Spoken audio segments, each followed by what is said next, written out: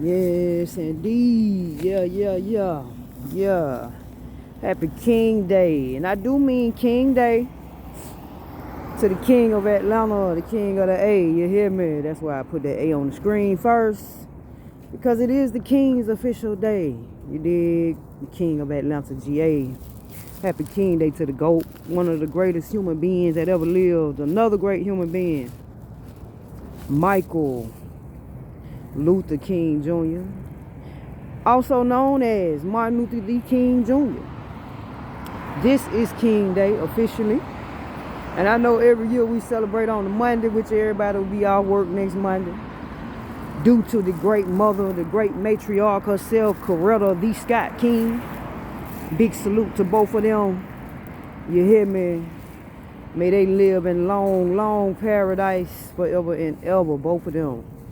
You dig? Making history and herstory right here in the South, baby. In the cradle of the civil rights movement, Atlanta, GA. My city, you hear me? Big salute.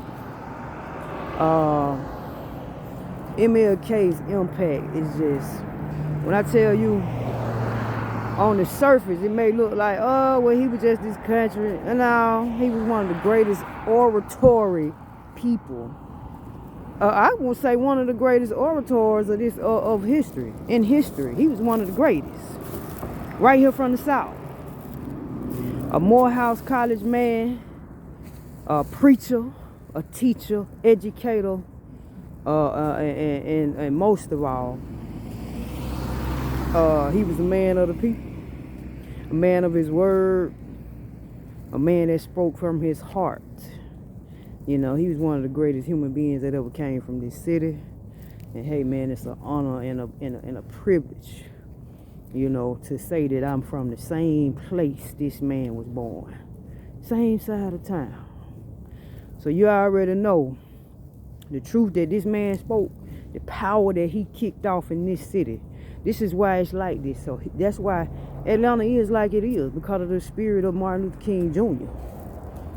You know what I'm saying? That's why you can't come here playing and doing all that capping, because, hey, those of us that's really from here, you understand me, we can see through the fuck shit. Just like he did toward the end of his life when he started really waking up. See, y'all just get the dream speeches and stuff like that. But when you get the real black side of MLK Jr., see, that's what people don't promote.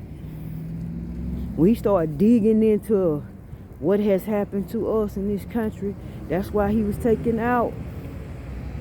You can't give a Nobel Peace Prize to a man like that that can influence thousands and millions of people at that time. I mean, when he died, hell, there was fires all over this goddamn country. So that tell you the love that this man got all over the world. You don't get a Nobel Peace Prize for nothing. So anyway, rest in power, paradise, peace, to one of the kings of peace, my spiritual daddy, my spiritual father, the Martin Luther King Jr., the King of Atlanta. Rest well forever and ever. Okay, now, let's move on now. Because did y'all see the making of a Bad Boy documentary? Now, I'm going to tell you something. Now listen, y'all. Listen. I know that they painted him out to be this monster type of person, right? I know this.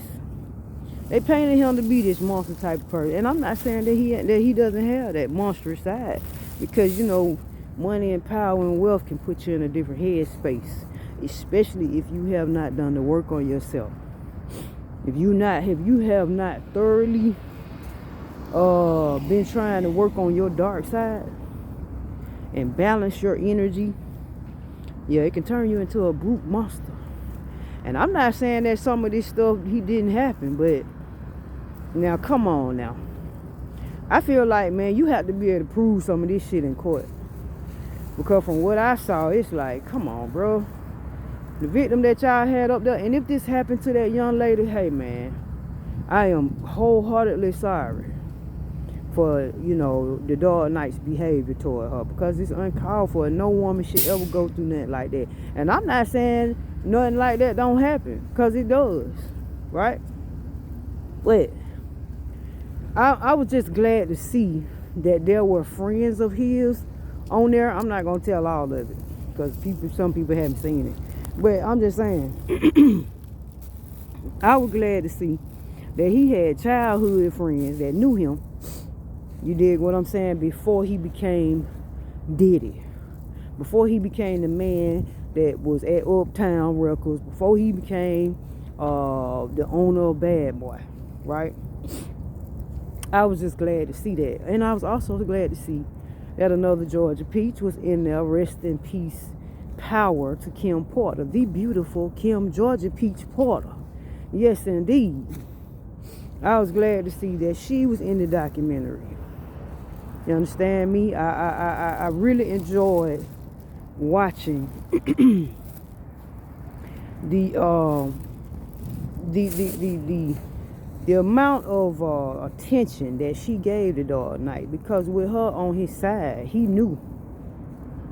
You know what I'm saying? Now, it still bothers me the fact that you would treat her some type of way, but you wouldn't treat your other women that's not from the South, you know, some type of way. It kind of bothers me, you know what I'm saying? Because I know Kim probably was a good person. Now, I'm not saying she didn't have her flaws now, because we all got our flaws and our addictions or whatever. You know, that's allegedly. I don't know. That's allegedly. I don't know that. But what I'm saying is the fact that, you know what I'm saying, she was involved in the chaos part of him is just fucked up to me. Like, damn, did you see a weakness in her? Because she a Georgia Peach, she from the South, you think she slow or something? Because she not from up top. Like, that shit, you know, that shit kind of bothers me. You know, because I feel like Kim would have still been here. You know what I'm saying? Had she just really just got into modeling and kind of played her game, got in the game and just played around instead of goddamn getting linked up with people, you know, who had coins. But anyway, we love Kim Porter, okay? So rest in power to Kim Porter. You dig? So, but yeah, I don't know, man. I just feel like the documentary, it was cool, but I don't know, bro. I just hate to see that, you know, him having one of the most powerfulest black-owned labels of the 90s. And you can't deny that. The Dark Knight did a lot of fucked up shit, but one thing about it, bro is extremely talented. When it came to putting artists together, you know what I'm saying, putting a powerful label, even at Uptown, you can't even deny the fact that he put a lot of powerful artists together. That's what made that label. When he was signing all them powerful artists, I mean, you can't deny that man know what he was doing, bro. He knew talent.